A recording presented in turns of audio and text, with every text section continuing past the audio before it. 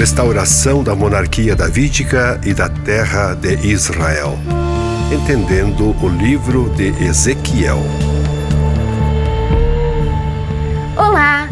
Mais uma vez estamos com vocês. Neste vídeo, vamos conhecer o livro de Ezequiel e um pouco da vida das comunidades para as quais o livro foi destinado.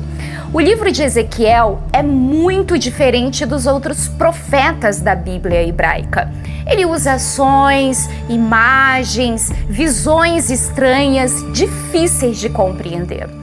Para compreender Ezequiel, é preciso conhecer o contexto no qual ele viveu e atuou. Maria Antônia, Luiz, Chig, Raimundo, já conhecido de todos vocês, nos ajudarão nessa caminhada de estudo pelo livro de Ezequiel. Vamos iniciar com algumas informações sobre o livro de Ezequiel. Entender qual a realidade, quem escreveu, quando, por quê e para quem esse livro foi escrito. Maria Antônia, é com você. Obrigada, Gisele.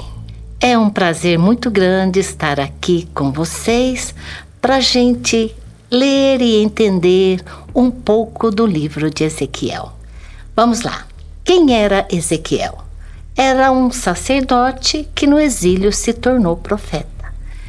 Ele pertencia à elite da cidade de Jerusalém, a sede da casa davídica. Ele foi levado junto com o rei Joaquim para a Babilônia na primeira deportação, em torno de 597 a.C. Ele exerceu sua atividade no meio dos primeiros exilados, altos oficiais e anciãos, entre os anos 593 e 571 a.C. Ezequiel tentou conscientizar os judeus exilados a respeito da situação de Jerusalém no reinado de Sedecias, o sucessor do rei Joaquim, e após a queda de Jerusalém em 587. Ele continuou nesse período exortando seu grupo para restaurar a monarquia davídica em Jerusalém. Como é que Ezequiel foi formado? Ele foi formado em Jerusalém, era de família sacerdotal. A sua profecia foi influenciada por pensamentos sociais e religiosos da casa davídica, especialmente pelas ideias do movimento deuteronomista, com o principal objetivo de centralizar o culto no Templo de Jerusalém em nome de Javé, o Deus oficial de Judá. Vejamos quais eram os principais princípios desta escola teológica, dessa escola davídica que funcionava em Jerusalém. Primeiro, Javé, oficial, Deus poderoso e glorioso, presente unicamente no Templo de Jerusalém, escolhe Israel como povo de Deus. Segundo, essa aliança era entendida como um compromisso recíproco, um compromisso de retribuição. Se o povo observar a lei de Deus, ele receberá a bênção, ou seja, ganhará terra, fecundidade, segurança e bem-estar. Mas, se pecar, se desobedecer, a maldição abaterá o povo com a invasão e a destruição de Jerusalém. Outra ideia é a questão das divindades. Outros deuses são condenados e o culto se concentra só a Javé oficial no Templo de Jerusalém. O Senhor Deus Javé se compromete com a dinastia davídica. Davi e seus herdeiros reinarão em Israel para sempre. Ainda, o rei davídico deve governar o povo com o direito e a justiça, promovendo a paz, sobretudo para os pobres e sofredores. São essas as principais ideias e propostas básicas da teologia davídica, do movimento deuteronomista, que moldaram as mensagens de Ezequiel e, na Babilônia, guiaram o estabelecimento da teocracia em Jerusalém após o exílio. O livro de Ezequiel, com as ideias da teologia davídica, foi elaborado durante um longo período. Suas mensagens podem ser situadas em 3 etapas: os últimos anos de Judá, o exílio após a queda de Jerusalém e o período pós-exílico. O Luiz vai nos ajudar com as mensagens do período de Judá. Oi, pessoal. Então, é uma alegria estar aqui mais uma vez, participando da preparação para um vídeo do mês da Bíblia. Bom, Sedecias foi colocado no trono por Nabucodonosor, o imperador da Babilônia, depois do primeiro ataque a Jerusalém.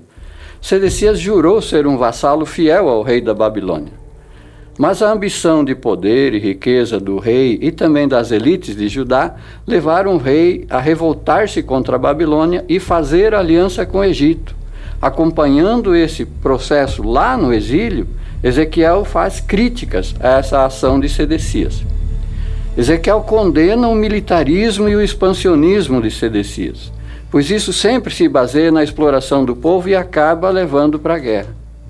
No ideal davídico, o rei deveria cuidar e defender o seu povo, como bom pastor, promovendo a justiça e o direito. A aliança com o Egito incluía a adoção de divindades egípcias. Ezequiel, defensor de Javé oficial, combate a presença de divindades estrangeiras no Templo de Jerusalém. Para Ezequiel, alianças para acumular poder e riqueza traziam injustiças, crimes e idolatria. Por isso, ele diz que Javé abandona o Templo de Jerusalém e se exila na Babilônia, entre os exilados do grupo do rei Joaquim. Ezequiel condena a política de rebelião contra a Babilônia, implementada por Sedecias, pois isso poderia desencadear punições para os judaítas exilados na Babilônia e também acabaria causando a destruição de Jerusalém e do templo. Ele condena os profetas oficiais de Sedecias que legitimavam essa aliança com o Egito e também estimulavam a guerra contra a Babilônia. Para Ezequiel, como podemos ver, a política militarista e expansionista de Sedecias, bem como a aliança com o Egito, provocaria um novo ataque e a destruição de Judá. Shig, no dia a dia, quais as mensagens que Ezequiel anunciou durante o exílio após a destruição de Jerusalém? É bom estar aqui mais uma vez, participando da leitura comunitária, para aprender e para dialogar. Ouvi dizer, de fato, a segunda revolta de Judá provocou uma invasão devastadora do exército da Babilônia em 587 a.C. Os governantes foram massacrados, Jerusalém foi destruída e um grupo de empobrecidos foi deportado. Foi a segunda deportação. Lá na Babilônia, Ezequiel busca animar e orientar os deportados. Primeiro, o Ezequiel confirma que a destruição de Jerusalém aconteceu por causa da infidelidade de Israel, sobretudo os crimes dos governantes. Segundo, o profeta confirma que Javé absorve o pecado e faz nova aliança com Israel, na medida em que a pessoa assume um coração íntegro e novo espírito. Terceiro, o Ezequiel insiste que o deportado deve manter-se puros na Babilônia, lugar estrangeiro, observando a circuncisão, o sábado e a lei da pureza.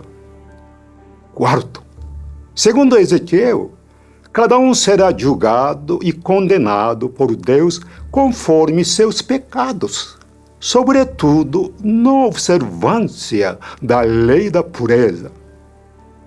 Quinto, Ezequiel planeja a restauração da nova monarquia davídica, com um governante fiel a Deus, Javé. Depois da morte de Ezequiel, o seu grupo continua profetizando e orientando os exilados. Raimundo, quais as mensagens desse grupo após o exílio? Olá, queridos amigos. Olá, Gisele. O grupo de Ezequiel, agora chamado Golá, a elite repatriada, retornou para Judá depois do exílio.